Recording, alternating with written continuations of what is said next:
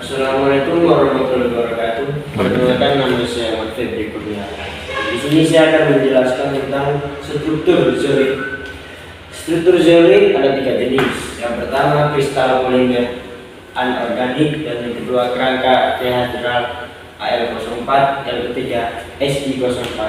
Di sini kita akan menjelaskan tentang kristal polimer anorganik. Apa itu kristal polimer anorganik? Kristal polimer organik adalah keluarga dari polimer yang ditandai dengan suatu susunan pemerintah molekul yang cocok erat bersama-sama.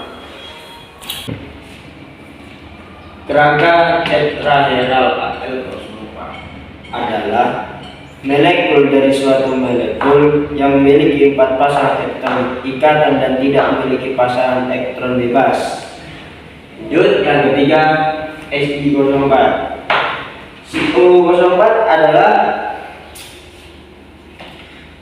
berspesialisasi dalam merancang dan memproduksi lempengan kuarsa artistik yang indah dan unik dengan pola seperti marmer untuk permukaan meja.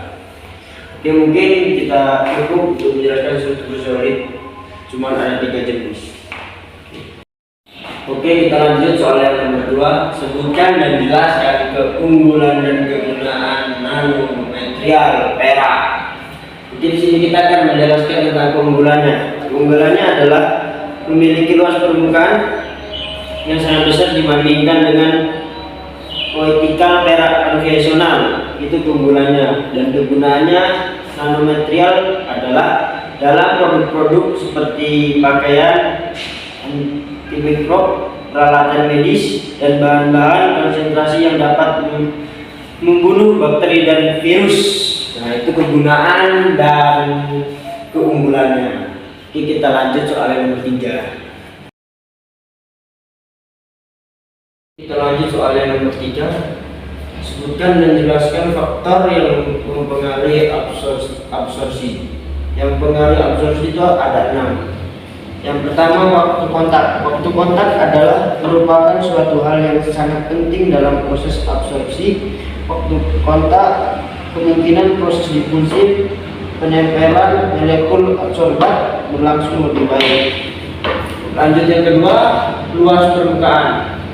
Luas permukaan adalah semakin luas permukaan absorben, maka semakin banyak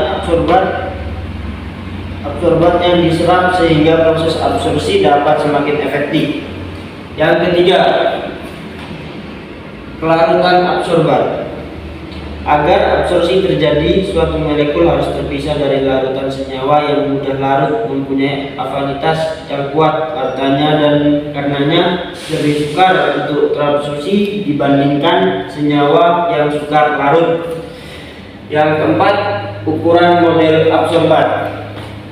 Ukuran model absorban adalah tingkat absorpsi pada fatik aldehid atau alkohol biasanya naik diikut dengan kenaikan ukuran molekul. Hal ini dapat dijelaskan dengan kenyataan bahwa gaya tarik antara karbon semakin mendekati ukuran polikarbon. 4. pH. Asam organik lebih mudah terabsorpsi pada pH rendah, sedangkan absorpsi basa organik efektif pada pH tinggi. Suhu. Tingkatan absorpsi naik diikuti dengan kenaikan suhu dan turun dengan penurunan suhu. Oke, itulah penjelasan dari 6 mempengaruhi absorpsi. Oke, kita lanjut soal nomor 4. Di sini saya akan menjelaskan analisis grafik. Oke, di sini saya sudah membuat grafik atau tabel, dan di sini saya memiliki 3 garis. Apa sih maksud dari 3 garis ini? Ini adalah grafiknya. Titik awal kita mulai dari 0. Dalam jangka 20 menit itu akan suhu naik menjadi 5%. Begitu juga garis kedua. Garis kedua kita mulai dari titik awal 10 menit, kita naik menjadi 20 menit menjadi 5%. Begitu juga garis yang ketiga diawali dengan titik.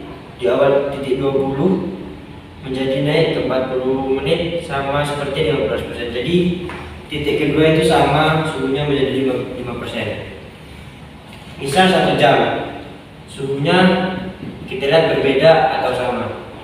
Titik dulu.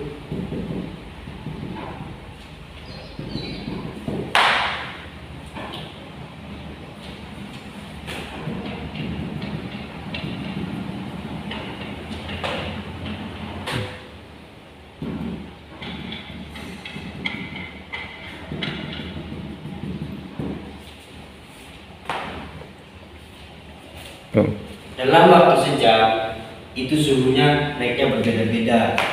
Garis yang ketiga itu dalam jangka 1 jam naik suhunya hanya 10%. Sedangkan garis yang kedua naiknya akan menjadi 15%. Dan garis yang pertama yang dari 0 itu naiknya menjadi 20%. Maka dalam 1 jam suhu naiknya berbeda-beda. Oke, kita lanjut. Nomor 5. Di sini saya akan menjelaskan perbandingan SI NaR-nya. Nah, di sini saya akan menjelaskan SI kesembuhannya itu sebelum aktivasi menjadi 73,20. AL 203-nya 12,85 dan sesudah aktivasi menjadi 68,91 dan 12,36. Jadi perbandingannya hanya di angka yang saya tahu. Oke, terima kasih. Itu Bu Herat. Wassalamualaikum warahmatullahi wabarakatuh.